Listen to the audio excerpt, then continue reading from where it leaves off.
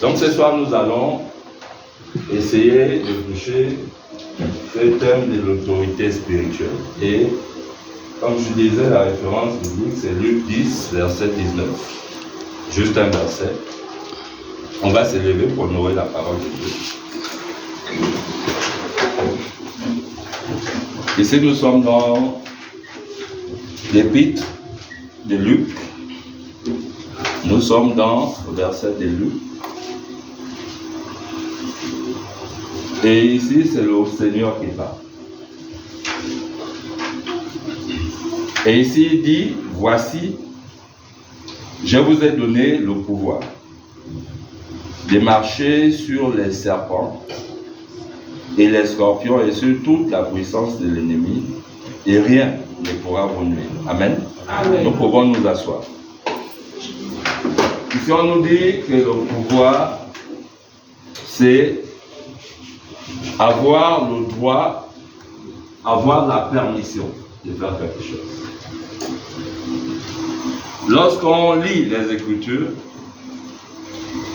il y a des gens qui survolent souvent la partie Genèse, alors que la partie Genèse est une partie assez essentielle pour comprendre le pouvoir que Dieu nous a donné et pour comprendre comment nous l'avons perdu, et en allant à Apocalypse pour voir comment nous l'avons récupéré.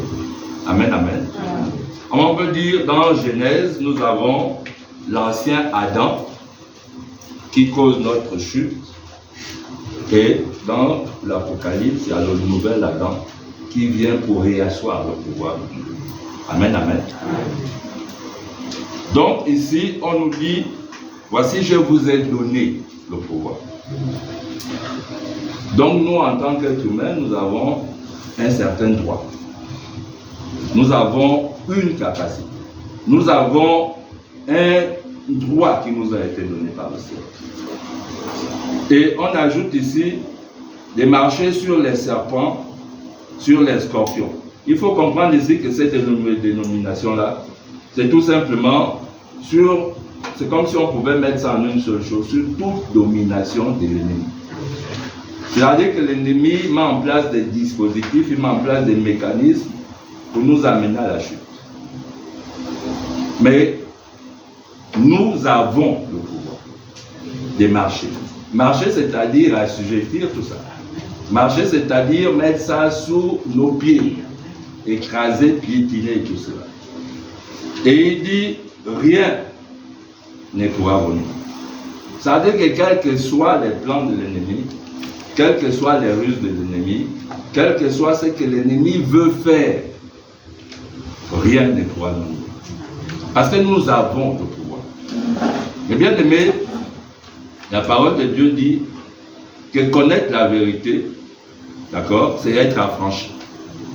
Lorsque nous n'avons pas la connaissance de la parole de Dieu, nous restons esclaves, nous restons assujettis. Nous ne connaissons pas quels sont nos droits devant l'ennemi qui va à chaque fois venir nous embrouiller là. C'est comme un petit mongongo qui vient et qui nous montre les cornes à chaque fois. Et quand il nous montre les cornes là, nous paniquons, nous avons peur, nous disons ah là il s'est encore levé et nous prenons peur. Amen, amen. Ou bien quand nous avons une attaque particulière dans nos vies, nous paniquons. Et nous sommes tentés comme ça d'aller voir les hommes plutôt que de comprendre que nous avons.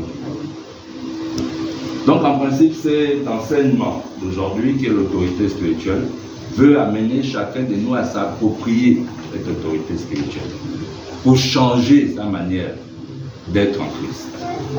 Parce que tant que vous n'avez pas compris votre autorité spirituelle, votre autorité en Christ, vous êtes un chrétien qui est à chaque fois bastonné, malmené par le diable.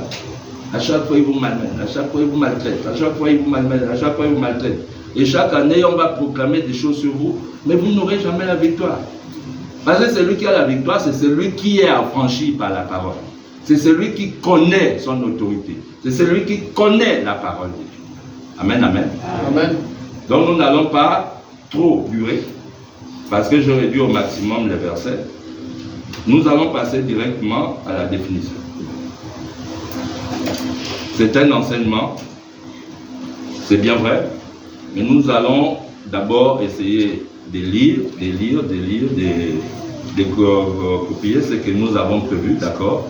Et puis si vous avez des questions par rapport à une certaine partie, vous retenez la partie, et quand on viendra aux questions, vous posez la question. Amen, amen. Amen. Nous allons à la définition. Donc le petit 1, la définition. Donc ici, on nous dit que le mot autorité vient du mot latin auctoritas. Donc pas loin de ce auctoritas. C'est le mot latin qui a donné autorité. Auctoritas. Donc le mot autorité vient du mot latin auctoritas qui est écrit au tableau. D'accord? Bien sûr qui signifie autorité en français. Maintenant, qu'est-ce qu'on va dire de l'autorité spirituelle?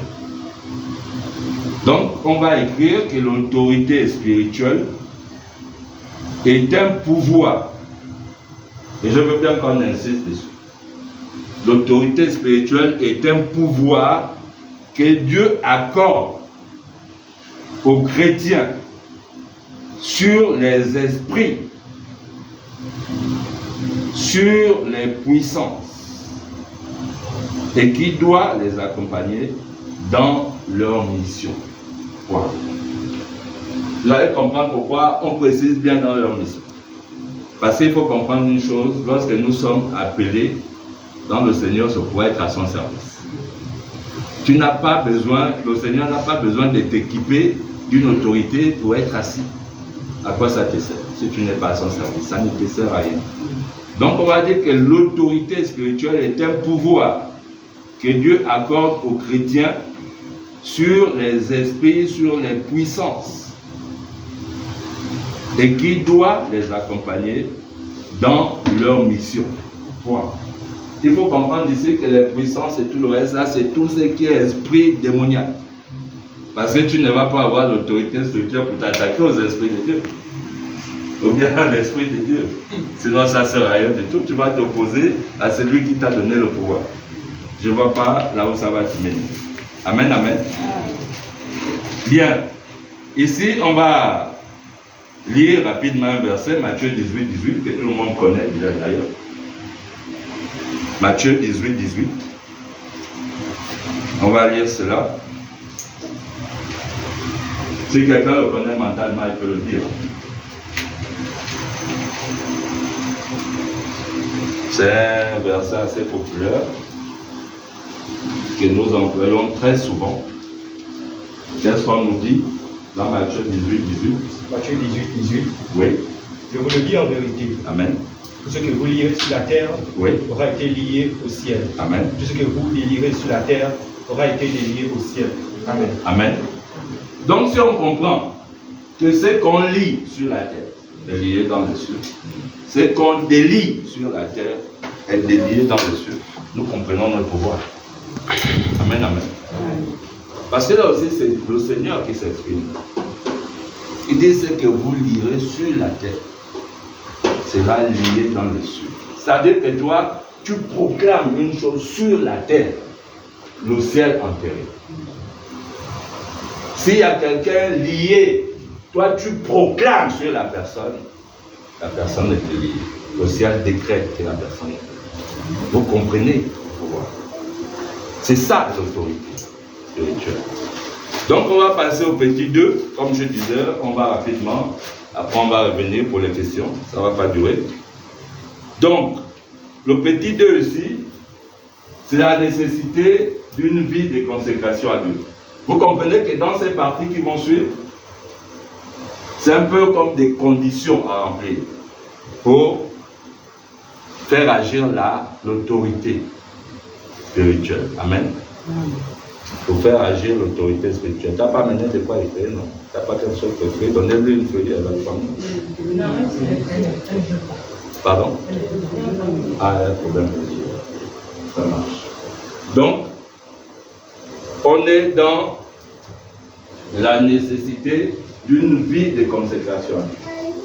Donc vous comprenez qu'au sortir de là maintenant, on va rentrer dans des conditionnalités pour bénéficier de l'autorité de Dieu.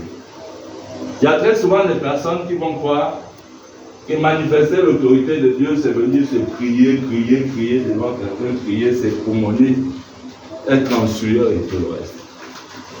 Nous tous, nous avons fait ça quand nous avons commencé en Christ. On croyait que c'est venir menacer le démon qui était sur la personne et tout, qui faisait de nous qu'on avait l'autorité spirituelle. Alors que la veille et tout, tu avais pris tes 2, 3 regards, 5 regards, et tu es venu, tu as lavé la bouche, tu es venu, tu as pris les chewing-gums, et là tu es venu maintenant, et tu viens quand même tenter de faire la délivrance. Mais tu penses que plus tu cries là, plus rien ne se passe. C'était le temps de l'ignorance. Amen, amen. Et donc, le premier point ici, c'est la nécessité d'une vie de consécration à Dieu. Ici, on va prendre quelques versets. 1 Samuel 1, 26, 28. Exode 13, versets 1 à 2. Juge 13, verset 5. Jérémie 1, verset 5. Romains 12, verset 1. Je reprends. Donc, on a 1 Samuel 1, verset 26 à 28. Exode 13, verset 1 à 2. Juge 13, verset 5. Jérémie 1, verset 5. Romains 12, verset 1. 1 Corinthiens 6, verset 19 à 20. Exode 28, verset 1 à 2. On est tous au pas. Je reprends alors 1 Samuel 1, verset 20 à 28. L'autorité spirituelle s'acquiert dans l'obéissance à l'appel de Dieu. L'autorité spirituelle s'acquiert dans l'obéissance à l'appel de Dieu, mais surtout à une vie de consécration.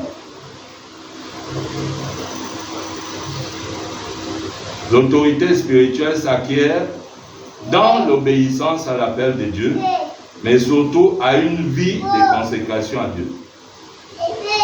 Point.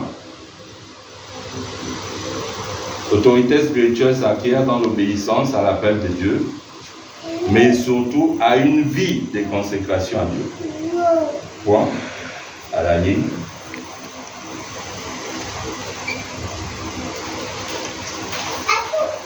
Dieu ne donne son autorité qu'à celui qui est appelé à détruire les œuvres des ténèbres dans la vie des hommes et dans le monde. Dieu ne donne son autorité qu'à celui qui est appelé à détruire les œuvres des ténèbres dans la vie des hommes et dans le monde. Point. Dieu ne donne son autorité qu'à celui qui est appelé à détruire les œuvres des ténèbres dans la vie des hommes et dans le monde. Point. Dieu ne donne son autorité qu'à celui qui est appelé à détruire les œuvres des ténèbres dans la vie des hommes et dans le monde. Point. C'est consacré à Dieu, virgule. C'est consacré à Dieu, virgule. C'est se mettre à part pour être à son service. Point. C'est consacré à Dieu, virgule. C'est se mettre à part pour être à son service. Point. Dieu ne donne son autorité qu'à celui qui est appelé à détruire les œuvres des ténèbres dans la vie des hommes et dans le monde. Point. C'est consacré à Dieu, virgule. C'est se mettre à part pour être à son service. Point.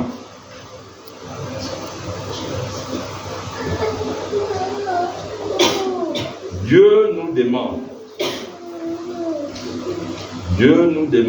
de nous consacrer à lui. Dieu nous demande de nous consacrer à lui.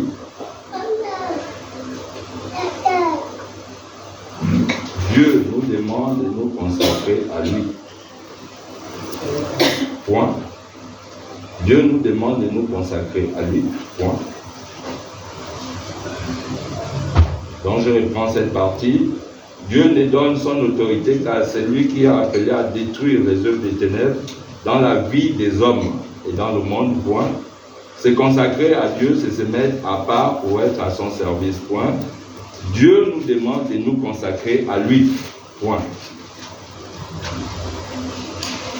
La consécration, virgule, c'est l'offrande de notre vie à Dieu pour faire sa volonté au lieu de la nôtre. Point. La consécration, virgule, c'est l'offrande de nos vies à Dieu pour faire sa volonté au lieu de la nôtre. Point.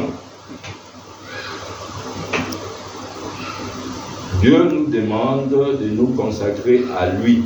Point. La consécration, virgule, c'est l'offrande de nos vies à Dieu pour faire sa volonté au lieu de la nôtre. Point. Ça veut dire lui offrir notre corps comme un sacrifice vivant. Point. C'est cette part. Ça veut dire lui offrir notre corps comme un sacrifice vivant. Point. Donc ça c'est pour la partie de la nécessité d'une vie de consécration à Dieu. On comprend ici que sans une vie de consécration, il est difficile de manifester de l'autorité spirituelle.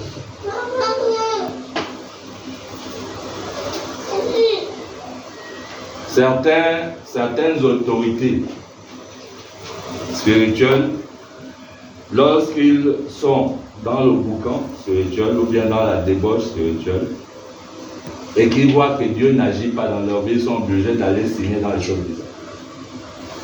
Parce que tu ne peux pas manifester l'autorité de Dieu si tu n'as pas de vie de conséquences. Ce n'est pas possible. Ce n'est pas possible. Tu ne peux pas. On va lire quelques versets ici. Si quelqu'un peut nous lire 1 Samuel 1, 26 à 28. De Samuel. Et on connaît l'autorité spirituelle que Samuel a. Mais pourquoi Samuel avait cette autorité spirituelle? C'est parce que la vie de Samuel est une vie de consécration à Dieu. Dès que sa mère Anne lui a mis au monde, elle allait, après l'avoir sévré, elle allait déposer l'enfant auprès de lui. Et jusqu'à ce qu'il a terminé sa vie, il a toujours été au pied du Seigneur. On ne peut pas avoir une autorité spirituelle si on n'a pas une vie de consécration à Dieu. Si quelqu'un peut aussi lire Jérémie 1, verset 5. Avant d'atteindre la soirée du dimanche. Et maintenant, je me trouve en train d'aller pisser. Et je suis en train de pisser. Mais j'entends une voix qui me dit, ce n'est plus ta place ici. Ce n'est plus ta place. Et je me suis retrouvé en train de revenir trouver les autres, mais je n'étais plus la même place. C'est-à-dire Dieu avait permis un moment que tu sois encore dans ces choses-là. Mais il y a une fois où Dieu arrive, il te dit, ce n'est plus la peine. Tu n'es plus dedans. Ça ne te ressemble. Et tu vas constater que tout ce que tu fais maintenant, en voulant être avec les autres, en voulant être dans le monde, ça ne te convient plus. Et tu vas tout abandonner pour être au service du Seigneur. Amen, amen. Donc, ici on parle de Jérémie qui a été consacré. Il dit, lorsqu'il était dans le ventre de sa mère, il avait consacré. C'est-à-dire qu'à chacun de nous là, Dieu a déjà mis un plan précis pour son service. C'est à toi maintenant d'entrer dans le plan de Dieu et à faire comme Dieu demande. À te mettre à part pour être à son service. Amen, amen. Donc les autres versets, vous allez lire à la maison. Donc on était ici dans la nécessité d'une vie de consécration. Qu'est-ce qu'on va retenir ici concrètement? C'est qu'on ne peut obtenir l'autorité spirituelle si on n'a pas de vie de consécration. Si on ne se met pas à part, on ne peut pas avoir de l'autorité spirituelle. On ne peut pas avoir de l'autorité spirituelle. On a dit l'autorité spirituelle ici, c'est un pouvoir que Dieu donne, il accorde aux chrétiens pour pouvoir, comme ça, assujettir les esprits.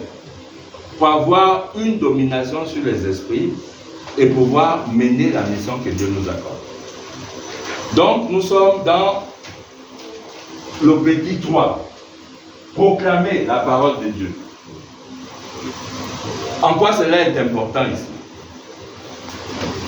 Que nous avons tendance à penser que lorsque nous manifestons l'autorité de Dieu, ça doit se faire par nous-mêmes, par nos paroles. Et c'est là où nous nous trompons. C'est là où nous nous trompons. Il y a des gens qui veulent ici, qui veulent manifester l'autorité de Dieu en délivrant quelqu'un, par exemple. Mais tu vas écouter le discours, il n'y a pas la parole de Dieu dans son discours. Tu vas écouter la prière de quelqu'un, il n'y a pas la prière, la parole de Dieu dans sa prière. Mais ce n'est pas possible de s'adresser à Dieu sans manifester sa parole. C'est pourquoi ici on parle de proclamer la parole de Dieu. Et son autorité spirituelle passe par la proclamation de sa parole. C'est la parole que le diable reconnaît. C'est la parole que les esprits reconnaissent.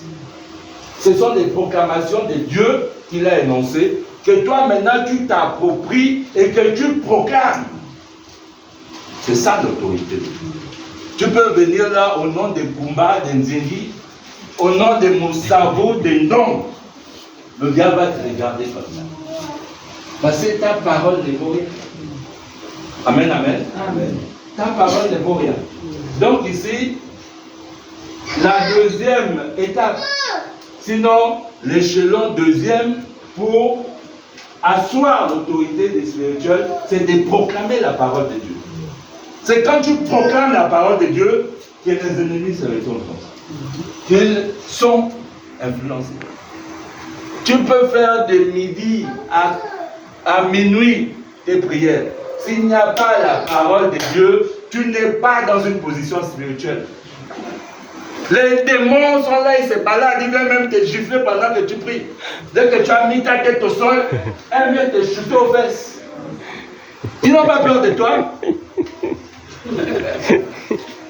Tu te lèves là, tu as les genoux endoloris, tu as les genoux qui font mal. Mais les démons sont là, ils se baladent, ils viennent danser devant toi comme ça.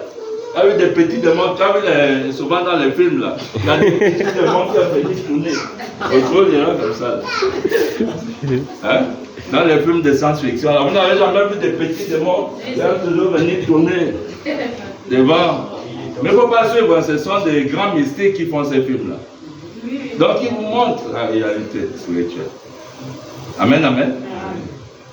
Donc c'est proclamer la parole de Dieu. Ici on va prendre quelques versets aussi. Tu vas prendre Genèse 1, verset 3. Proverbe 18, verset 20 à 21. Tu prends aussi Matthieu 8, verset 8 à 9. Hébreux 4, verset 12. Hébreux 11, verset 3.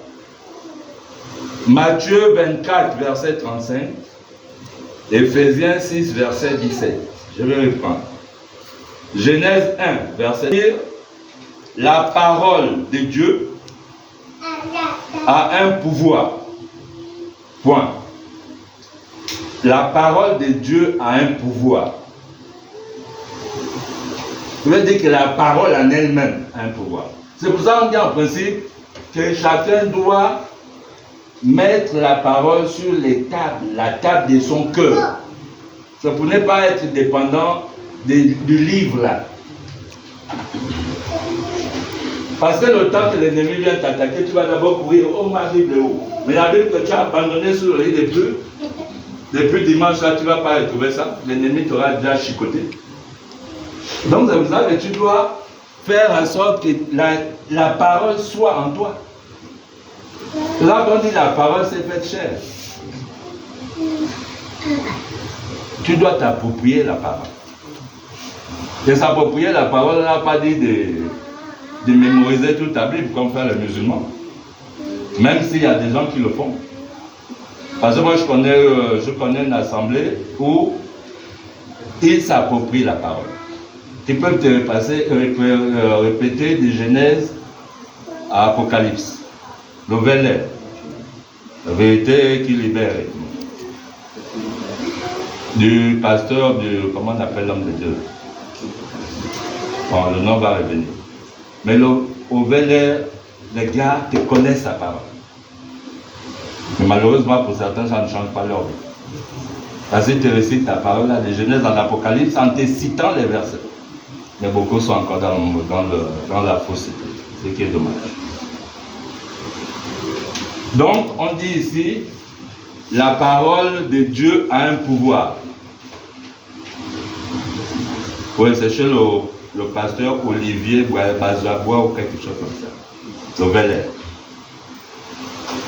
La parole de Dieu a un pouvoir, point.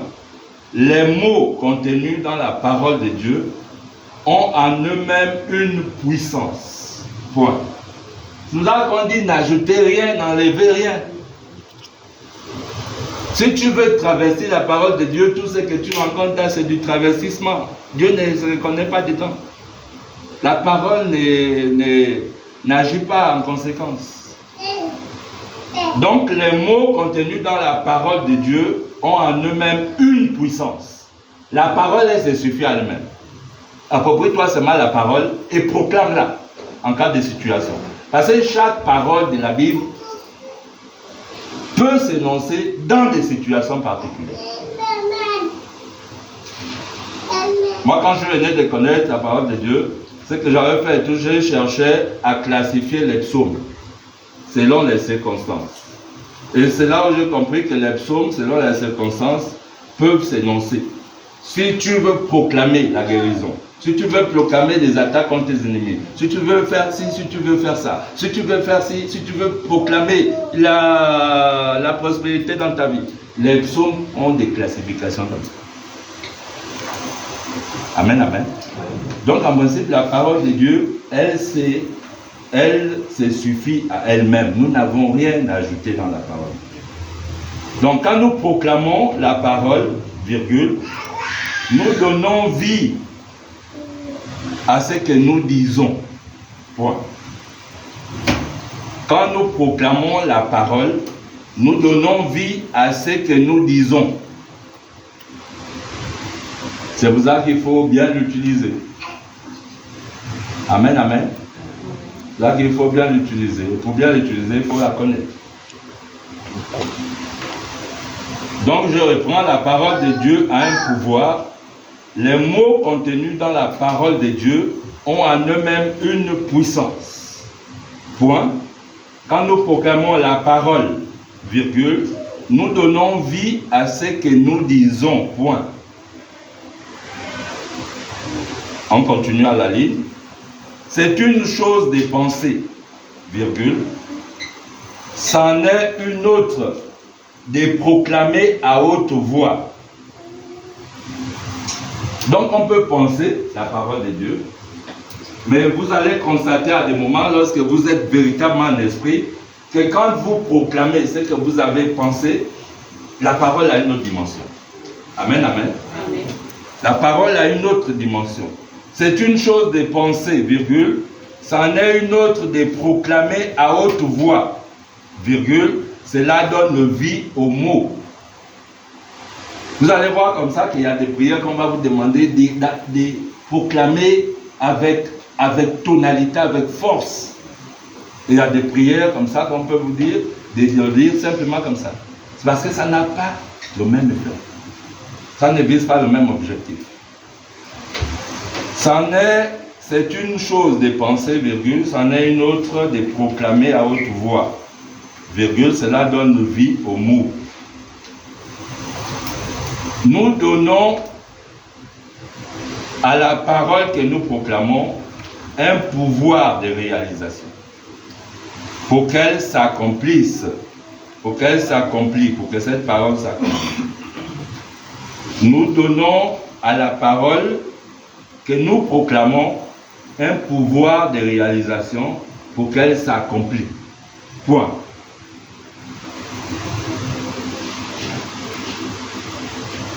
Nous donnons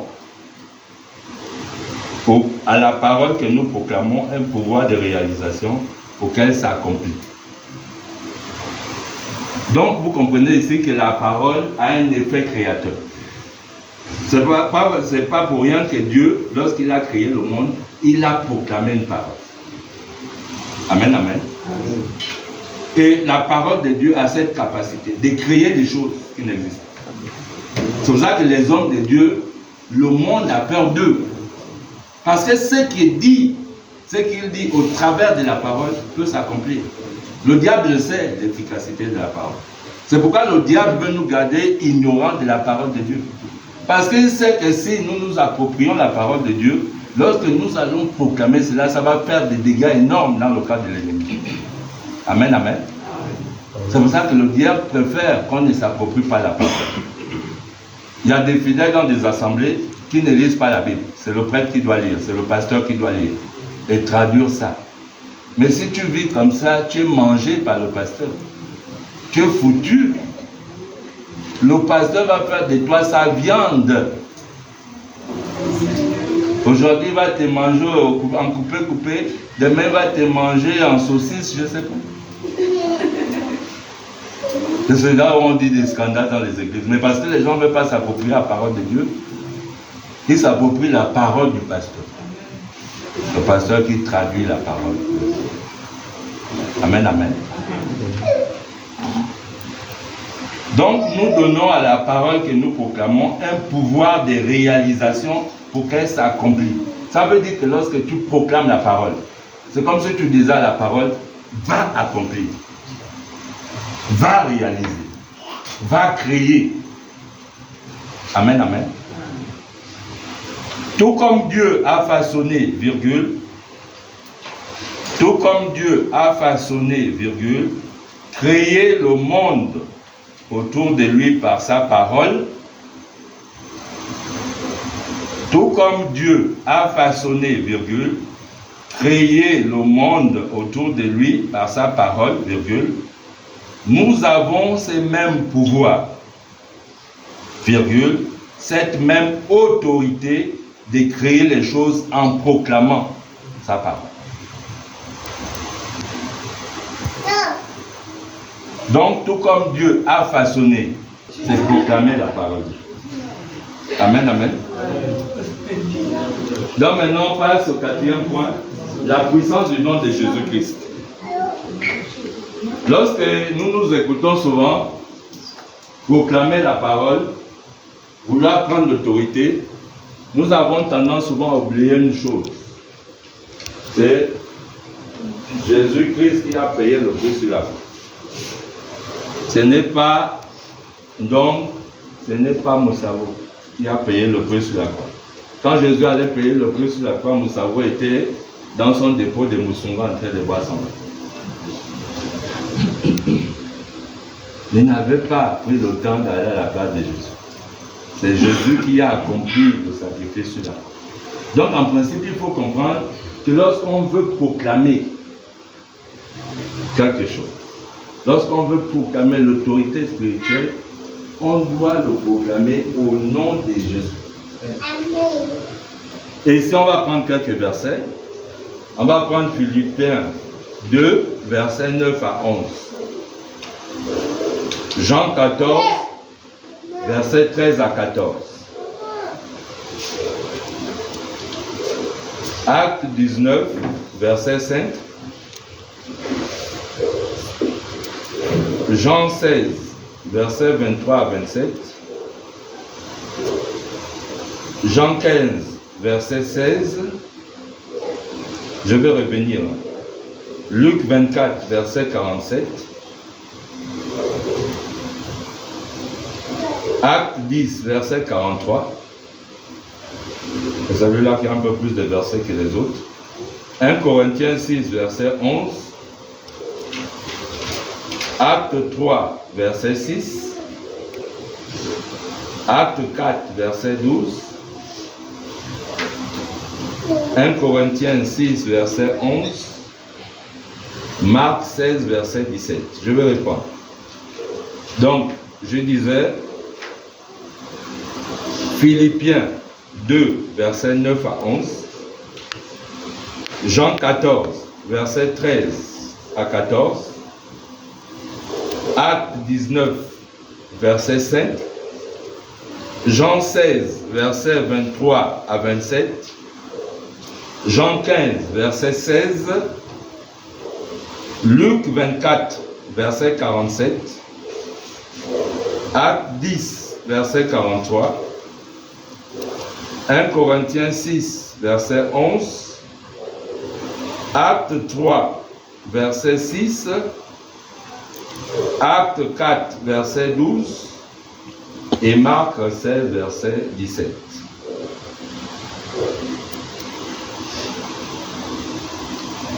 Si quelqu'un peut nous lire Philippiens 2, on fait des témoignages dessus.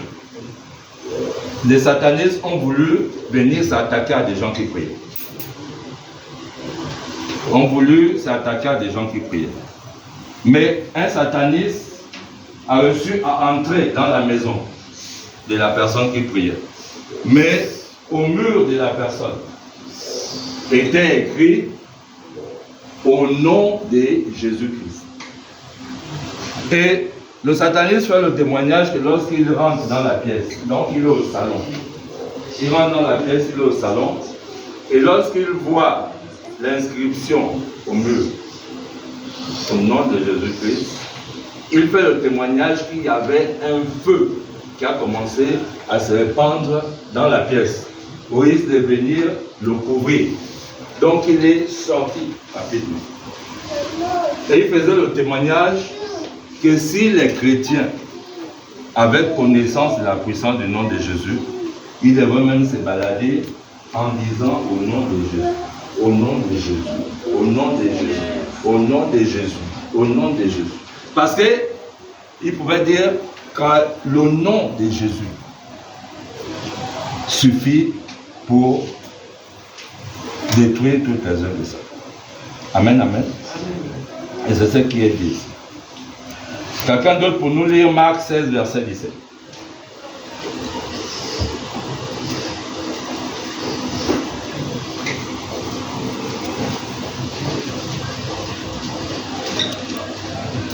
Marc 16, verset 17. Marc 16, verset 17. Voici les signes qui accompagneront ceux qui auront cru. En mon nom, ils pourront chasser les démons. On a dit en mon nom. Ils pourront chasser Pas au nom de Lambert qui lit. Mon nom de Jésus. Amen. Donc en principe, si tu arrives devant un démon, devant quelqu'un possédé, et que tu veux le chasser au nom de Lambert, aucun démon ne va pas. Amen, amen. Mais la Bible est claire. Moi, je ne sais pas comment on lit la Bible. Je ne sais pas si on lit tous la Bible de la même façon. Parce que quand tu vois parfois certaines délivrances, tu te dis, est-ce que la personne sait que c'est au nom de Jésus qu'elle a dit? Il doit chasser les démons. Il va te faire ce d'une heure, mais le nom de Jésus ne va jamais être prononcé. Et lui-même, il va chercher pourquoi la personne n'est pas délivrée. Mais tu n'as pas révélé la clé. Reprends le verset. Marc 16, 17. Voici les signes qui accompagneront ceux qui auront cru. En mon nom, ils pourront chasser des démons. Amen. Parler des nouvelles langues. Donc, à mon nom, c'est au nom de Jésus qu'on proclame l'autorité spirituelle. C'est au nom de Jésus. Quelqu'un d'autre pour lire Jean 15, verset 16.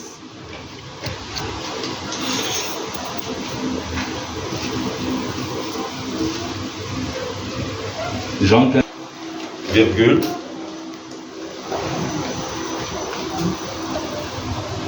Lorsque nous prononçons le nom de Jésus-Christ, virgule, nous prononçons plus qu'un simple nom. Point. Il faut qu'on le comprenne définitivement. Lorsque nous prononçons le nom de Jésus-Christ, virgule, nous prononçons plus qu'un simple nom. Point.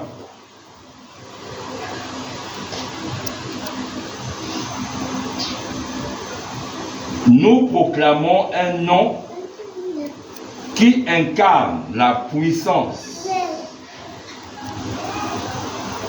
Nous proclamons un nom qui incarne la puissance, virgule, non une puissance humaine, mais toute la puissance et l'autorité de Dieu.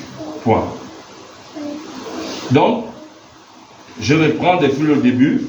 Lorsque nous prononçons le nom de Jésus-Christ, virgule, nous prononçons plus qu'un simple nom. Point. Nous proclamons un nom qui incarne la puissance, virgule, non une puissance humaine, mais toute la puissance et l'autorité de Dieu. Point. Nous proclamons un nom qui incarne la puissance, non une puissance humaine, mais toute la puissance et l'autorité de Dieu. Point final. Nous allons prendre 5 minutes, sinon 10 pour des questions. Donc préparez-vous déjà dans vos têtes. Allez, c'est l'esprit qui va désigner. Préparez-vous déjà.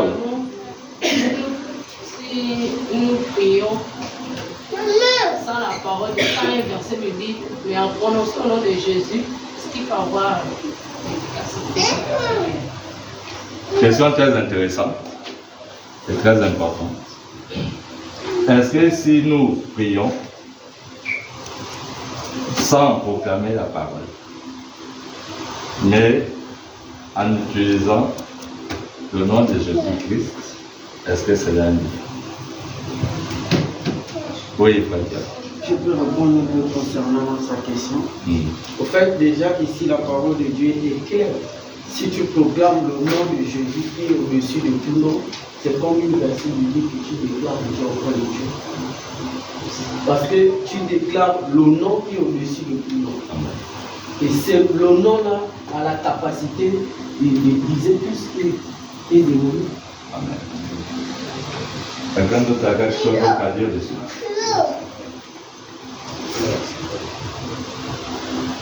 Comme la parole de Dieu, c'est suffit. Le nom de Jésus aussi a son efficacité. D'accord? Mais ce que je te conseillerais d'agir plus efficacement, c'est de aussi proclamer la parole. D'accord? Mais il peut arriver que tu n'aies pas connaissance de la parole présentement au moment où tu vas agir. D'accord? Tu peux proclamer le nom de Jésus. Ça a un effet, ça a une efficacité. Mais l'idéal est que tu proclames la parole. Est-ce qu'il y a une autre question? Question. Il y a 5 minutes pour les questions.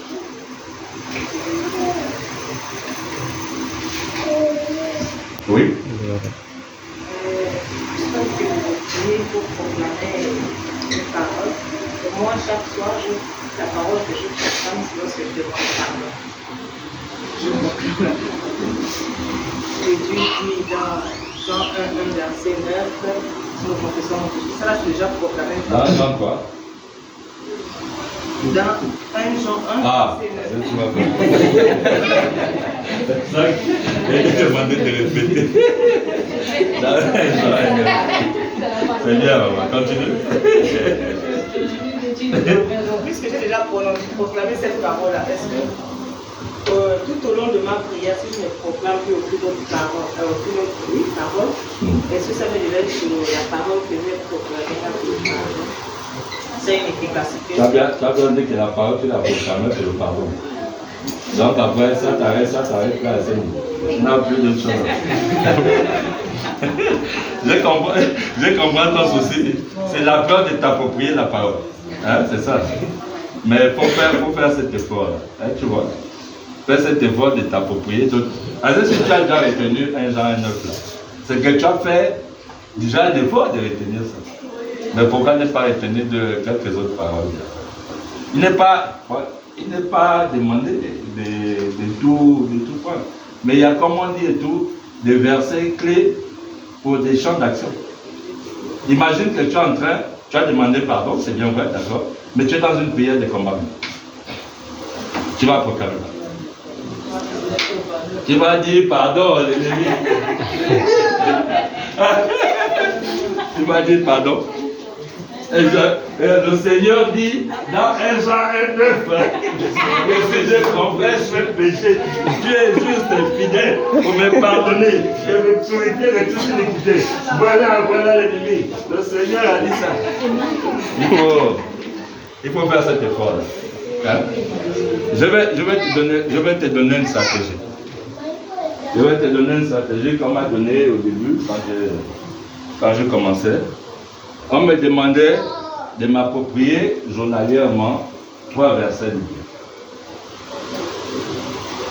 Et la personne avec qui je travaillais m'exigeait de répéter ça. C'est-à-dire, j'ai au cours de la journée à m'approprier ça et je dois réciter ça à la fin de la journée. 3. Si tu multiplies ça par tous les mois de l'année, ça te fait comment? Ça te fait comment? N'est-ce pas, non? C'est pas déjà plus stable là. Donc il faut développer des stratégies comme ça pour s'approprier la parole. Parce que je te dis, on n'a pas connaissance de ça, mais un chrétien qui est assis sur la parole fait peur au diable.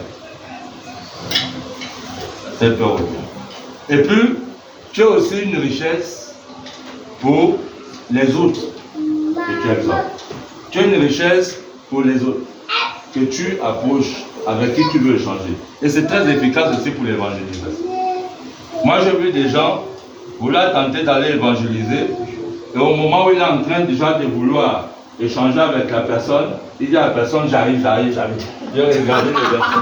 Il vient regarder le verset et il vient vers la personne. Là, la personne, tu viens vers moi comme ça là, pendant que tu vas prier, tu as l'évangélisation. C'est-à-dire que tu as un problème. C'est-à-dire que tu as un problème. Non, c'est-à-dire que tu as un problème. Parce qu'en principe, ces gens de chrétiens-là se font souvent desservir. Moi, lorsque je suis allé pour la première fois, à l'époque à l'Alliance chrétienne, lorsque je vais avec maman, après le culte, on désigne quelqu'un pour échanger avec moi. On me donne, pour moi, je vais appeler une victime. On va au fond de la salle. Et à l'époque là, j'aimais bien les frères philosophes. Je m'étais approprié des différents concepts en philosophie. Donc quand on me donne, la personne va au coin. Mais je l'ai mis sa cause en cause. Je l'ai mis sa foi en cause. Il est sorti de là déstabilisé. Il est sorti de là déstabilisé. C'est à la maison maintenant que maman me dit, mais est-ce que tu sais que le frère là a failli perdre la foi là-bas? Quand il vient, il dit, l'enfant de maman, quand ça donne la main de maman, ce qu'il m'a fait là-bas, c'est pas bien. Il t'a fait quoi? J'ai dit telle chose, il me dit ça. J'ai dit telle chose, il me dit ça. Il était déstabilisé. Parce que je l'ai même dit, je prenais des paroles qu'il donnait, parce qu'il n'était pas assis sur sa parole. Il n'était pas assis sur la parole de Dieu. Il avait 1 ou 2 versets, mais sur ces versets-là, je l'ai fait douter.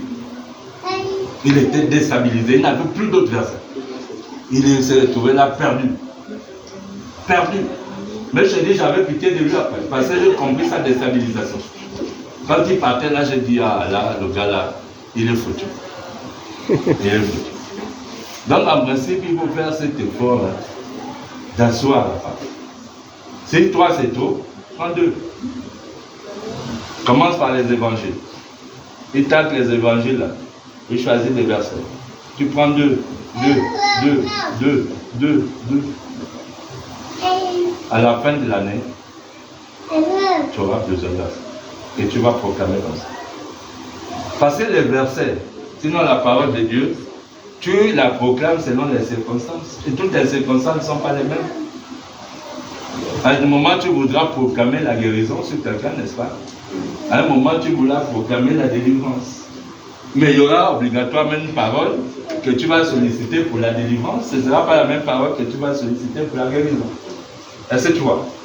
C'est ça qui fait l'efficacité. Donc, en plus des temps 1 Jean 1,9, tu vas nous ajouter quelques autres versets. À la fin.